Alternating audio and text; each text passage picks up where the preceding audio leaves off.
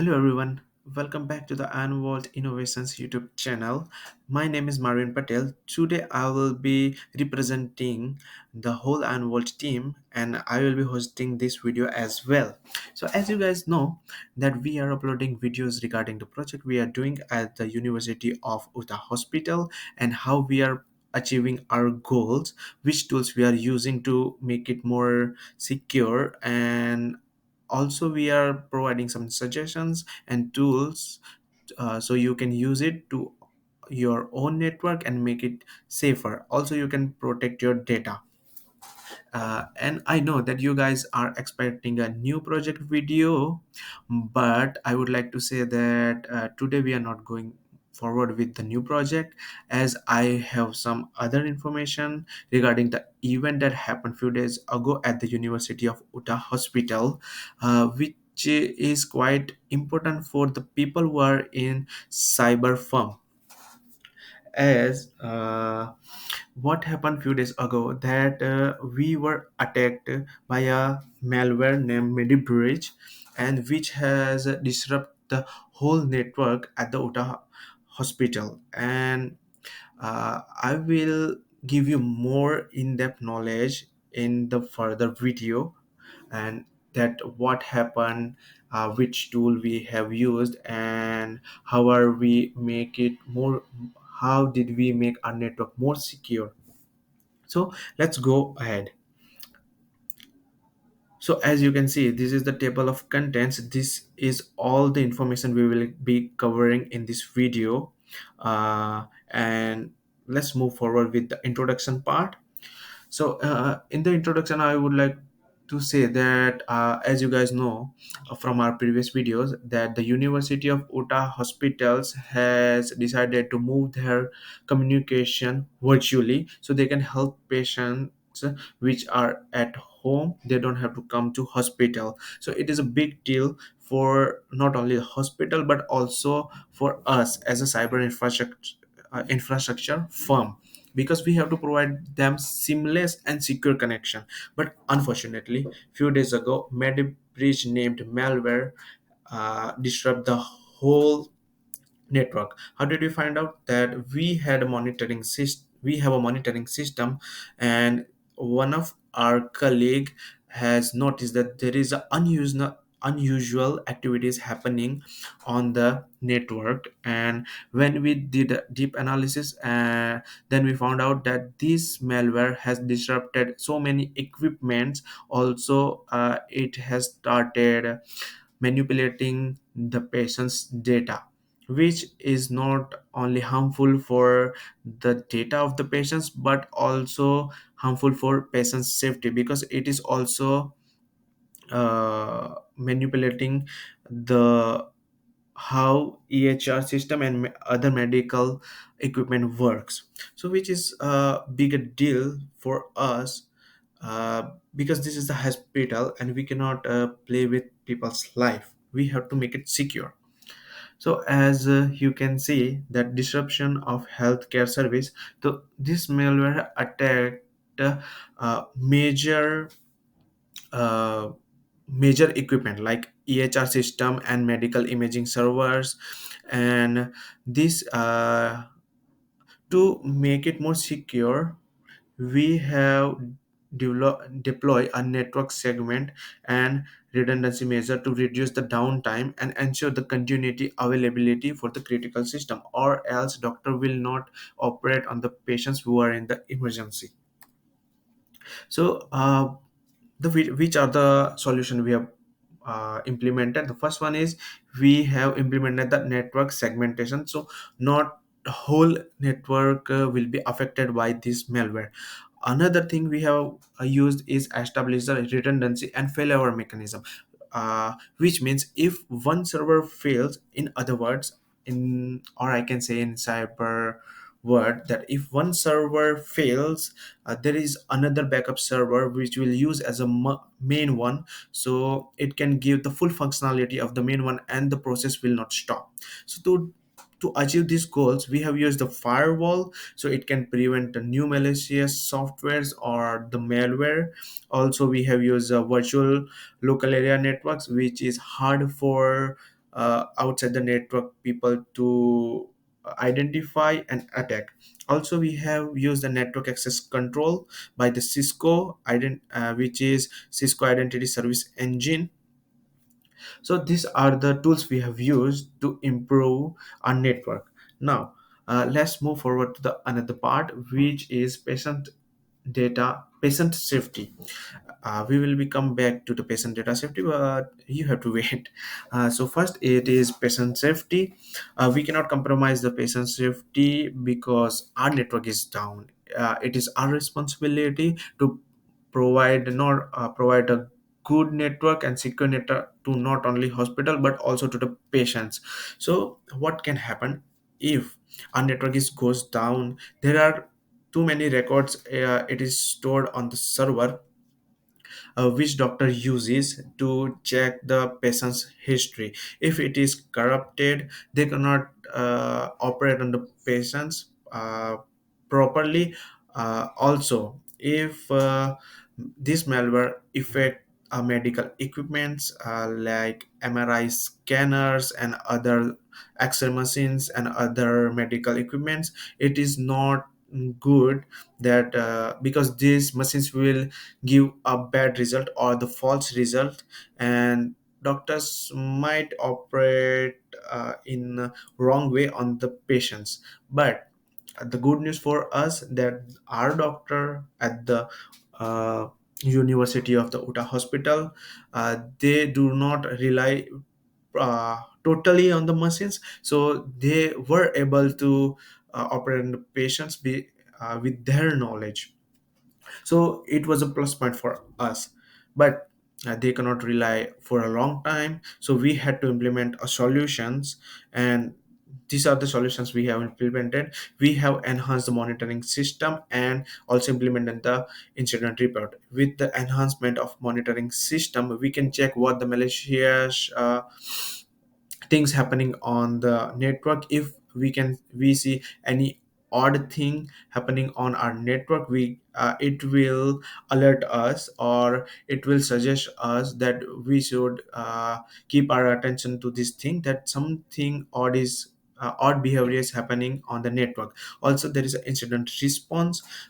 We have already make a one incident response team. So if something happened, this team start working on the incident, what is happening, how we can reduce the impact on the network, also how we can reduce the future impact on the network as well. Also, the second thing is regular security training for healthcare professional. So this is the main thing, that if the people working at the hospital do not know how to keep their personal devices safe, their devices can be a way for malware to come to the network. So we have to give them security training, that how they can secure their personal devices. So once they get connected to our network does not get any third party virus or malwares. So for to do that, we have these are the tools we have used for the network monitoring. We have used the Wireshark.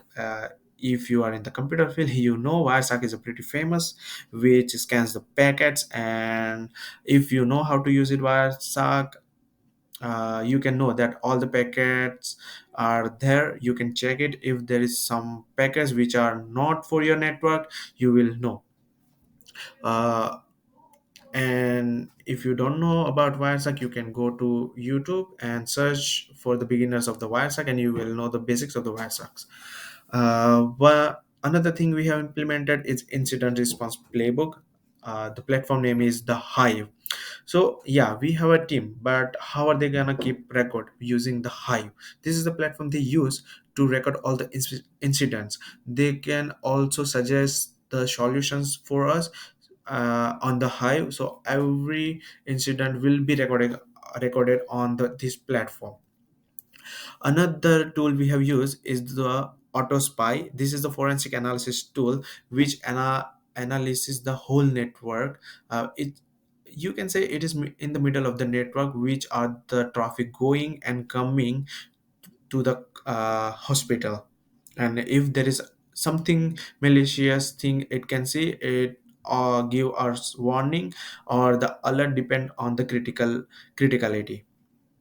Also we have cyber incident response training classes.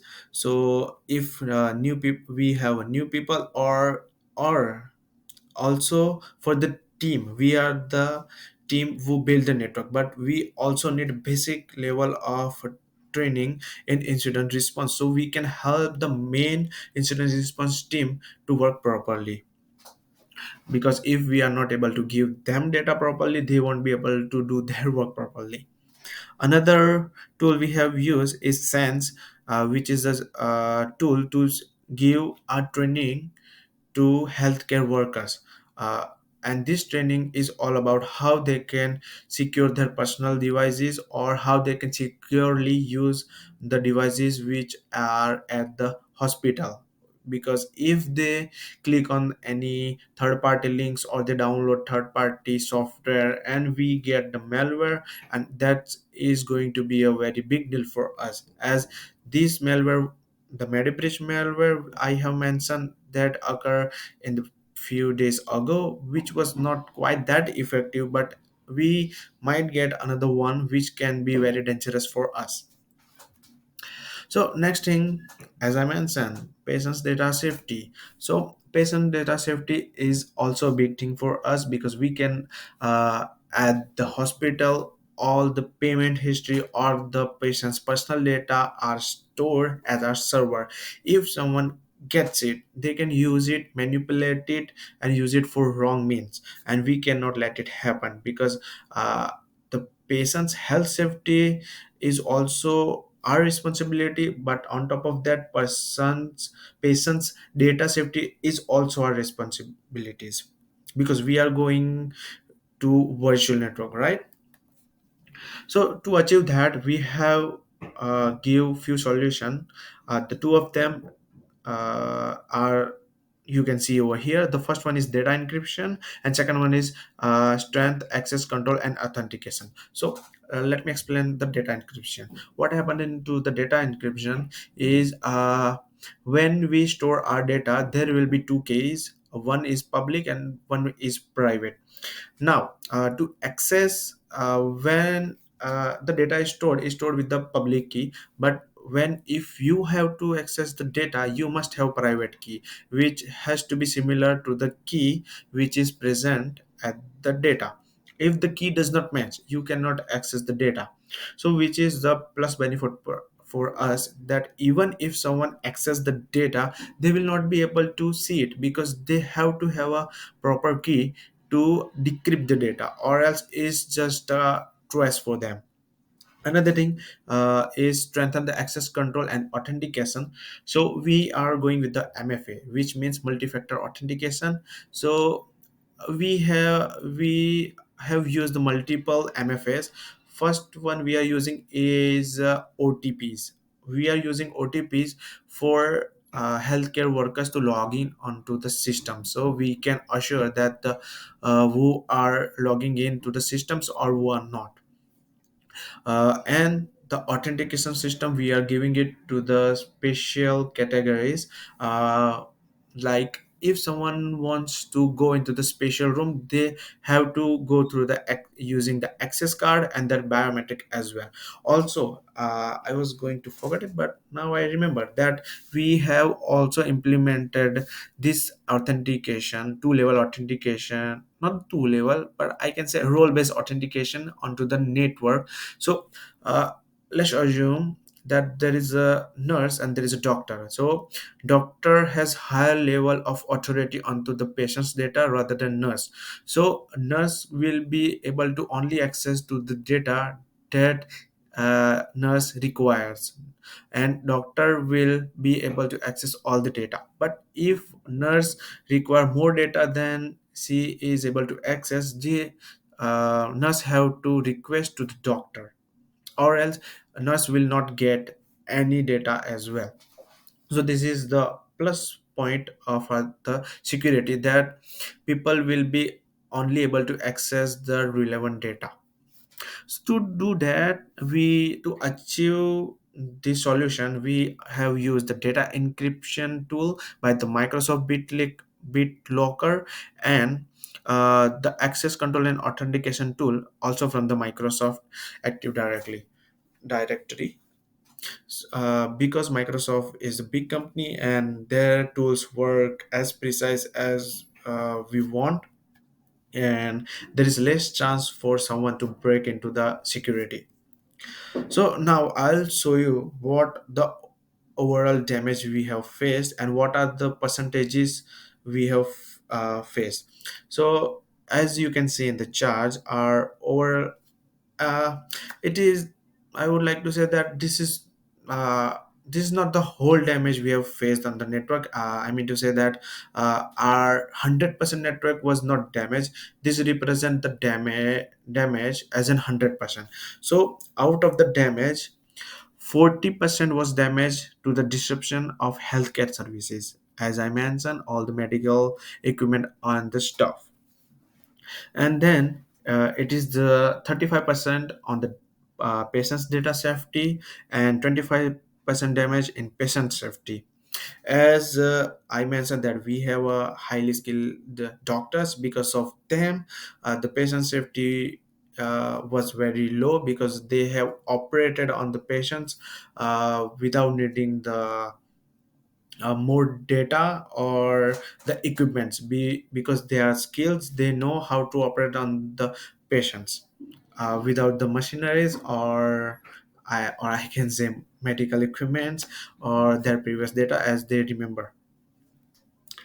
So that's all for today, guys. As you know that we have faced some problem few days ago. I cannot say when it happened, because it is also the confidential for me to share on the social media channel.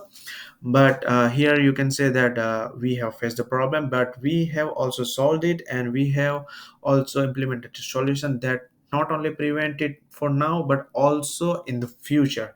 So thank you for joining with us, guys, and we will see you in the next video. And see ya. And one more thing, if you have any questions, comments, and you can drop it in the comment box. If you have questions, you can directly contact us through via email, or drop a comment in the comment box, and subscribe, and don't forget to share. Thank you. See you in the next video.